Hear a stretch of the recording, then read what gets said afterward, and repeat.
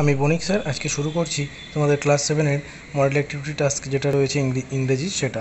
তো দেখো প্রথমে যে বলা রয়েছে read the passage and answer the questions that follow. একটি সিন প্যাসেজ দেওয়া রয়েছে, সেই সিন প্যাসেজটা পড়ে তারপরে তোমাদের আনসার করতে হবে নিচে যে প্রশ্নগুলোর উত্তর চাওয়া হয়েছে সেগুলো। তোমাদের দ্য রাইডেল যেটা লেসন 2, সেই লেসন 2 থেকে এই টেক্সটটা দেওয়া রয়েছে। তো সেটা আমি তোমাদের প্রথমে রিডিং পড়ে শুনিয়ে দিচ্ছি যাতে তোমাদের মানেটা বুঝতে সুবিধা হয়। তো প্রথমে যেটা দেওয়া রয়েছে, the King of Kings, Emperor Akbar, who ruled over India, was a great lover of arts, sciences, lecture and music.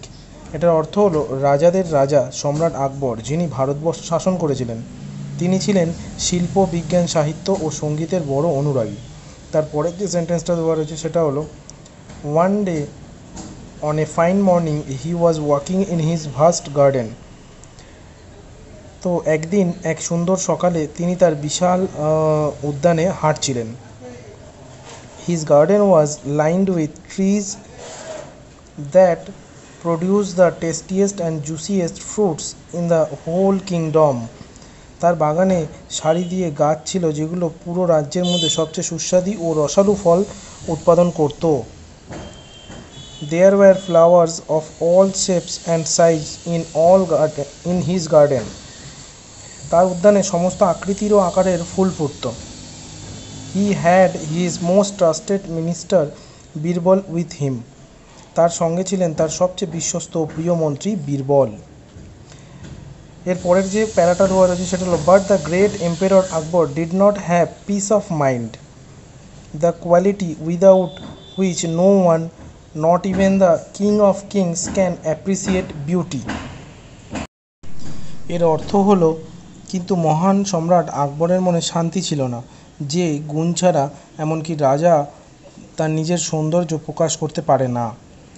মানে রাজা খুশি ছিলেন না, তার কাছে এত কিছু থাকা সত্ত্বেও সে খুশি ছিলেন না। আসছি তারপরে যে সেন্টেন্সটা রয়েছে সেটাতে, ওয়াইজ বীরবল নোটিসিং দিস, ঠিক আছে, wise Birbal noticing this asked Akbar, a great and popular king, what is troubling you.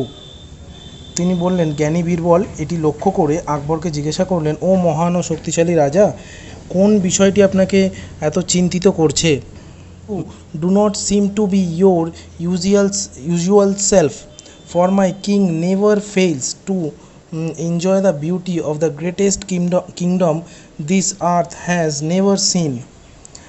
বাংলাটা হলো এটা যে, আপনাকে দেখে তো মনে হচ্ছে না আপনি ঠিক আছেন, কারণ আমার রাজা তো কখনোই পৃথিবীর সর্বশ্রেষ্ঠ রাজ্যের সৌন্দর্য উপভোগে ব্যর্থ হন না। তো এটা হলো এর বাংলাটা, যেটা তোমাদের দেওয়া রয়েছে প্যাসেজের, 3টে প্যাসেজ ছোটো ছোটো প্যারাতে দেওয়া ছিল।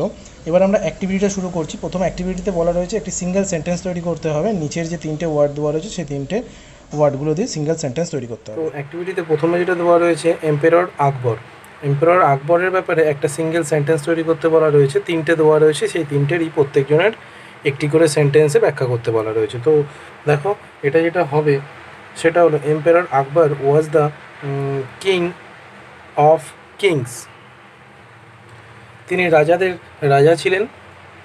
হু রুলড ওভার ইন্ডিয়া, যিনি শাসন করেছিলেন ভারতে শাসন করেছিলেন।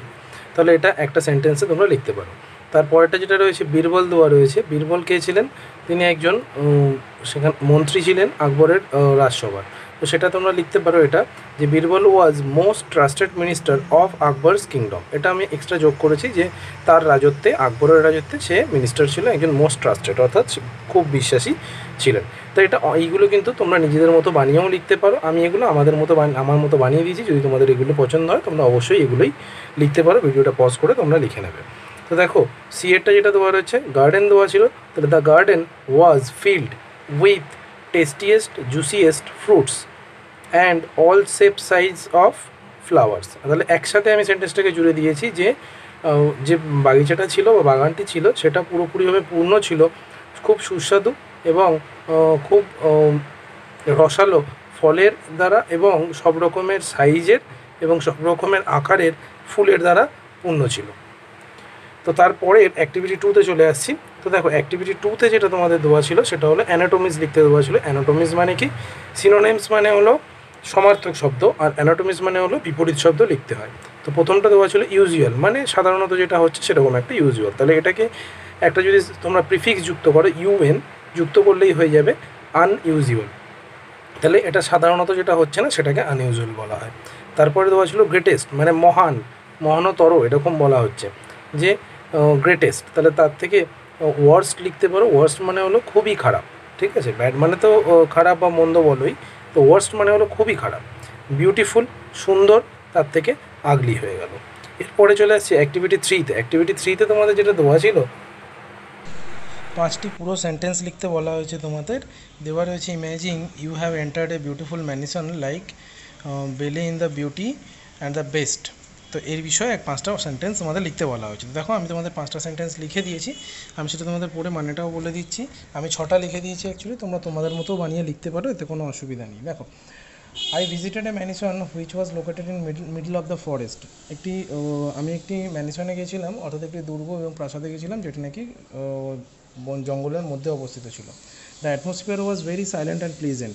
সেখানকার যে পরিবেশ ছিল সেটা খুব শান্ত এবং খুব মনোরম ছিল। The mansion was fully placed with precious and historical items.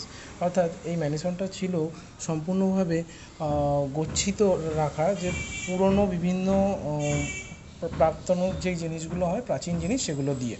তারপরের সেন্টেন্সে চলে আসছি আমি। দেখো, I heard there an unpredictable sound while was roaming around the mansion. যখন আমি ম্যানশনের ভেতরে চারপাশে ঘুরছিলাম সেই সময় দেখলাম ওখানে একটা আওয়াজ শুনতে পেলাম, যেটা আমি আইডেন্টিফাই করতে পারলাম না, ঠিক আছে, কিন্তু একটি সাউন্ড শুনতে পেলাম। Then I try to discover the source of that sound but field.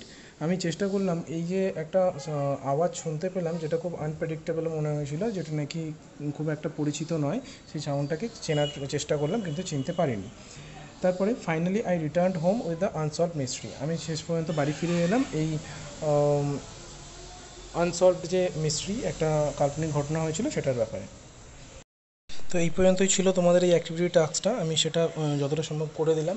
তোমরা এটা ভিডিওটা পজ করে অবশ্যই এটা লিখে নাও, যদি কোনো অসুবিধা হয় কমেন্ট বক্সে জানাও, এবং অবশ্যই চ্যানেলটি সাবস্ক্রাইব করো পরবর্তী মডেল টাস্কের উত্তরগুলো সঠিক সময় পাওয়ার জন্য।